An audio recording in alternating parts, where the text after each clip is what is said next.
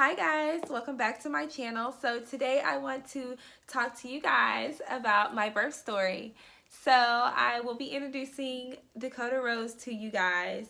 She is 3 weeks old today. She was born on December the 12th, 2018, and she is not supposed to be here right now.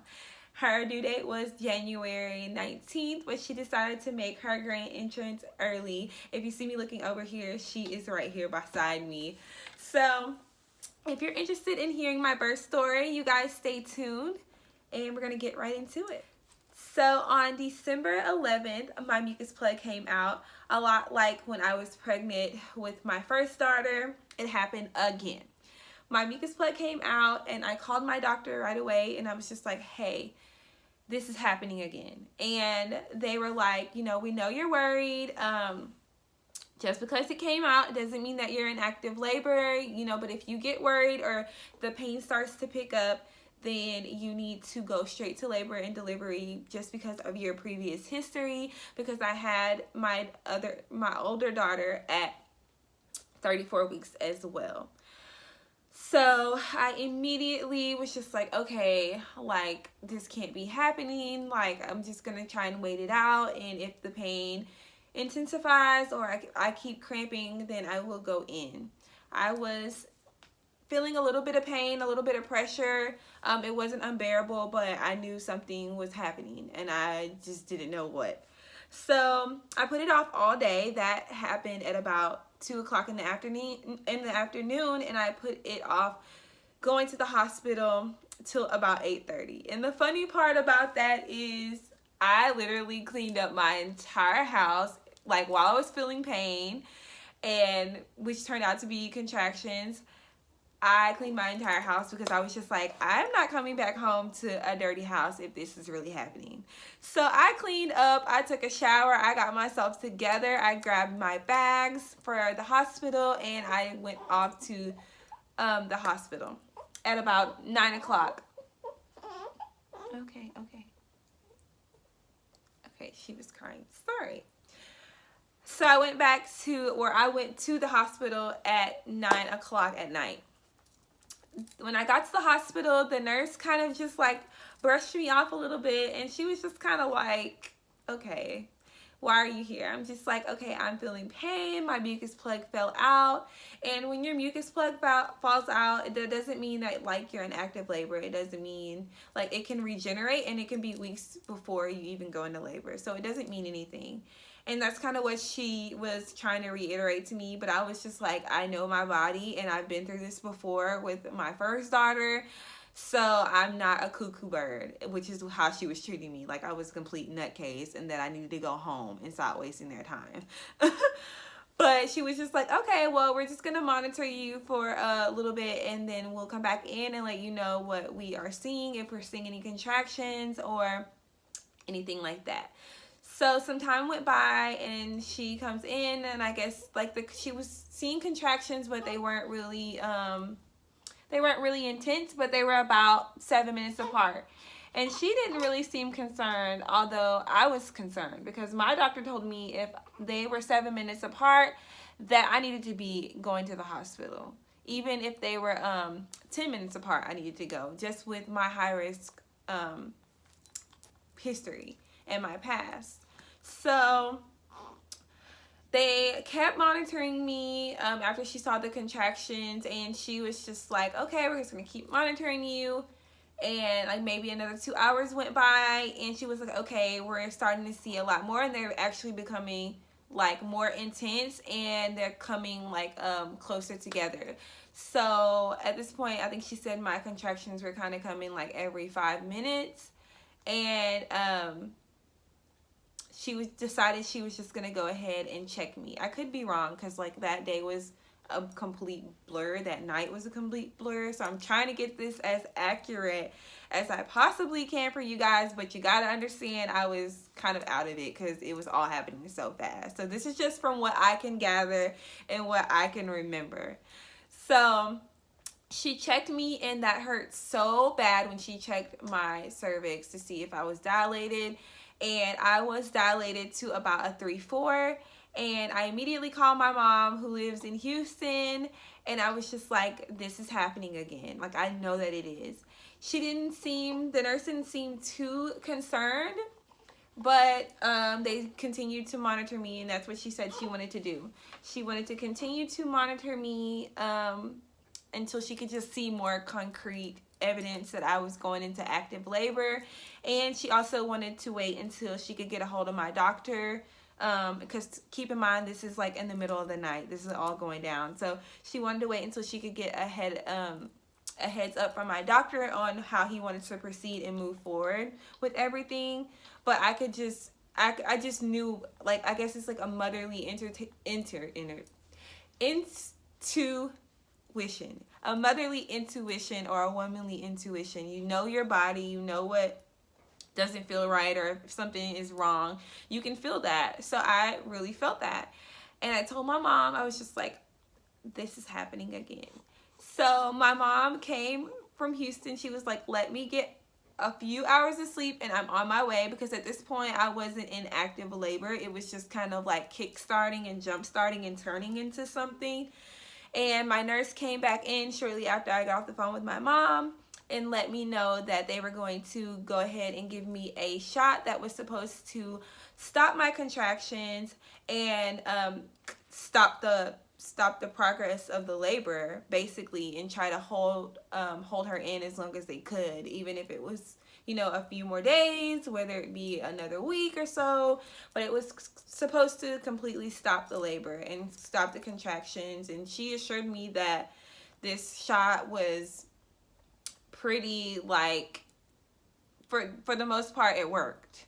And so I was just like, okay, well, this is going to stop everything and I'm going to be able to go home.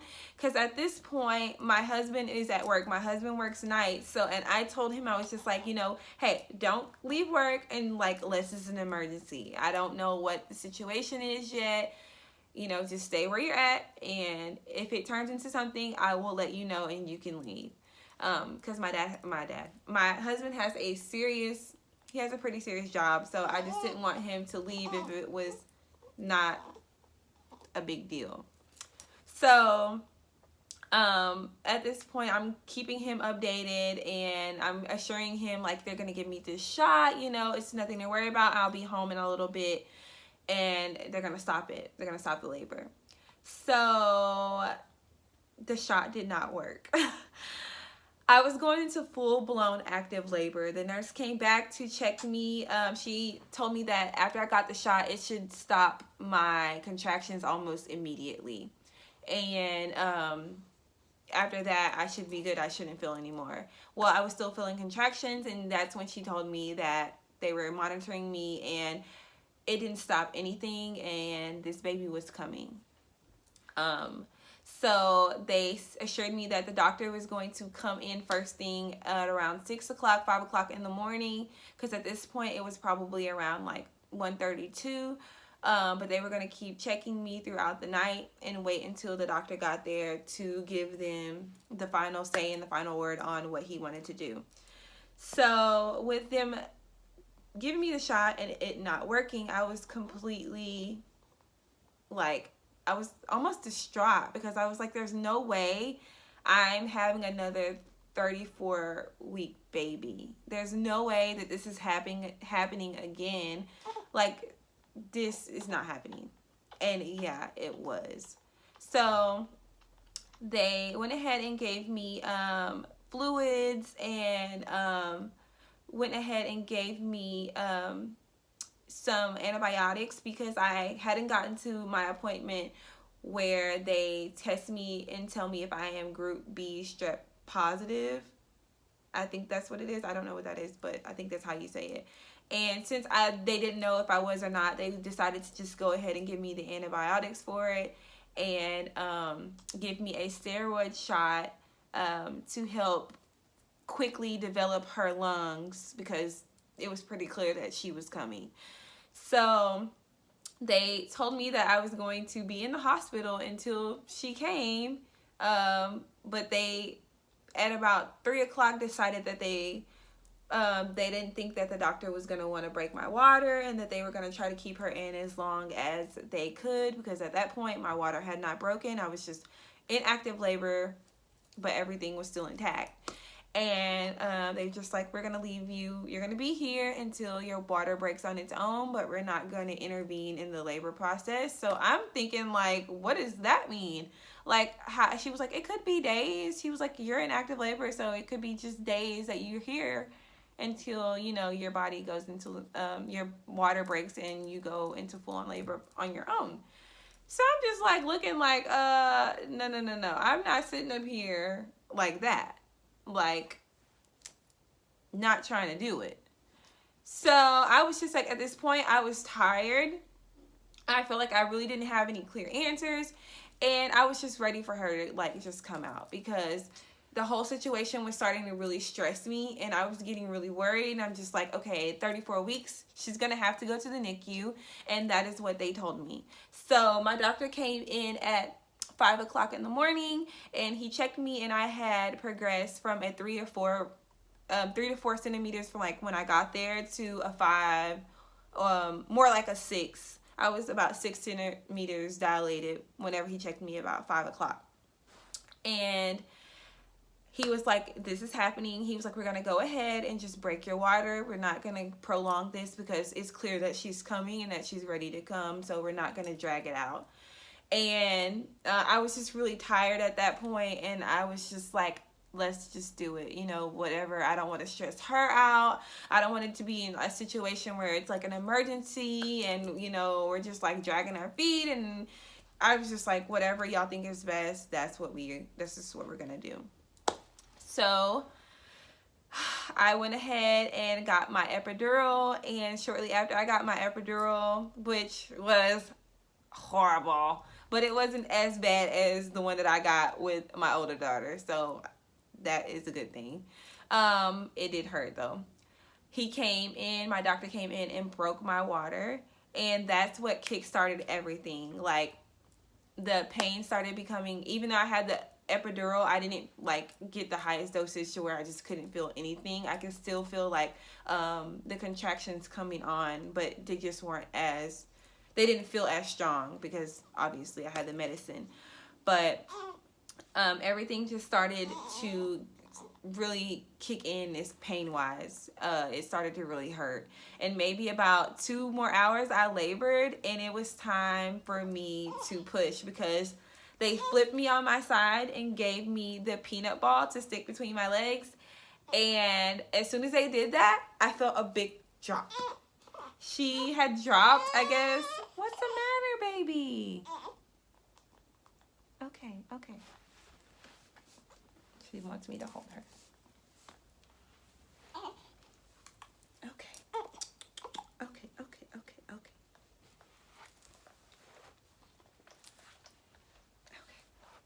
She had dropped into, I guess, the birth canal, and she was ready to come out.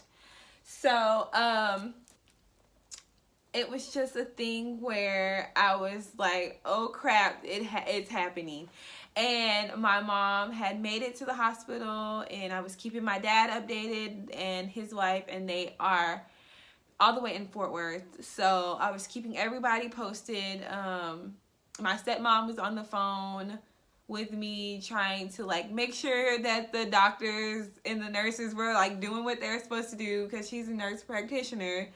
And my mom was reassuring me that she was on her way and everything. But thankfully, my mom had gotten there in time for me to push and everything. So whenever I felt like, I always do that. I kind of got off the subject a little bit. But whenever they turned me, I felt her drop down to the birth canal, and I told my mom, get somebody now, because I feel a lot of pressure, and I'm pretty sure that it's her trying to come out. And I was correctamundo. So my mom said everybody at the nurse's station was scrambling around, like trying to get everything like set up real fast and pushing carts into the room, because it was go time.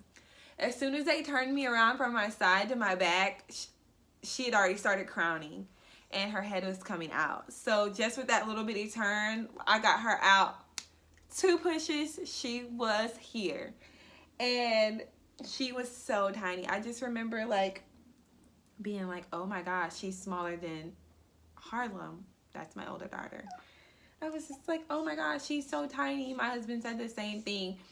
And she was screaming perfectly fine, perfectly healthy. We were just so blessed to like know that. And they let me do skin to skin with her and let me, you know, cuddle her for a little bit. And then they had to take her off to the NICU. And I had the nurse practitioner for the NICU come in and the respiratory therapist to tell me about, you know, what to expect with her being 34 weeks in the NICU. Like, they're going to have to do tests and this, and this. And but I mean, obviously her survival rate at 34 weeks was like 99%. So that was a huge blessing, and that was good news, great news to know. But she did have to go to the NICU, and the thing that she had to be able to do was, you know, hold her feeds down and eat really good, and also be able to control and regulate her own body temperature, which is something that they really don't learn how to do until they're about 36, 37 weeks. And with her being born at 34 weeks, it was just like a kind of like a 50-50 thing where she may be able to or she might not.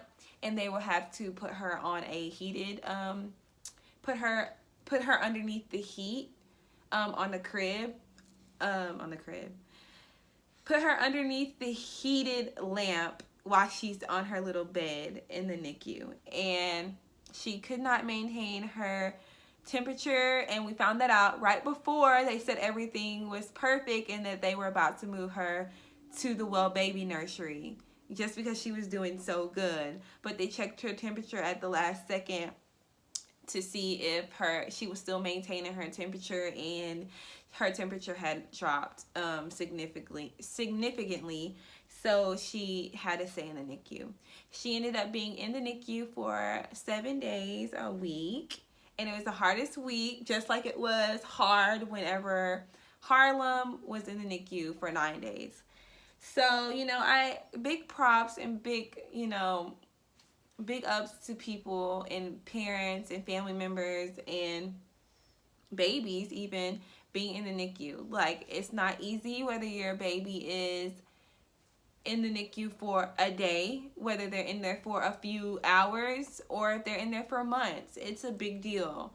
And I just kept people just kept, you know, Elise, she's not sick. And of course, I'm so happy that she's not sick and that, you know, she didn't have the issues that some of the other babies had in there. But it was still really hard to be without her that week. And it was still something that I struggled with, because I was crying.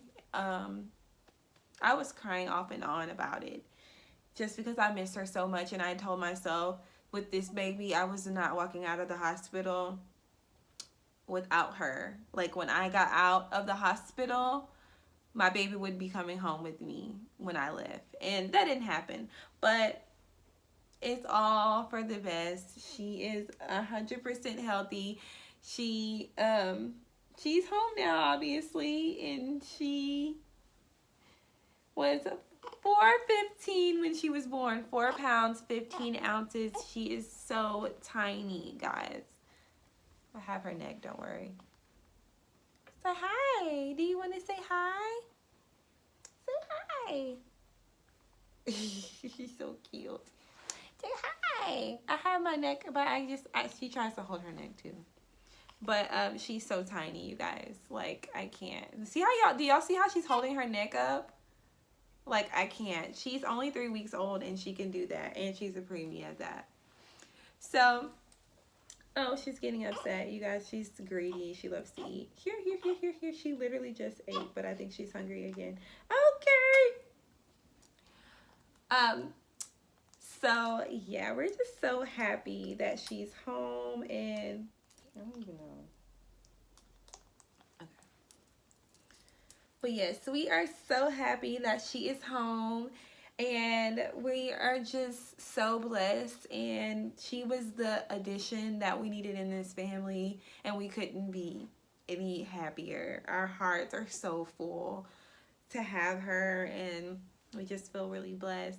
But that is it for this birth video. I know it was so long, but thank you guys for watching. If you like this video, subscribe, make sure you like and comment, and make sure you share, and I will see you guys in my next video. Bye bye guys.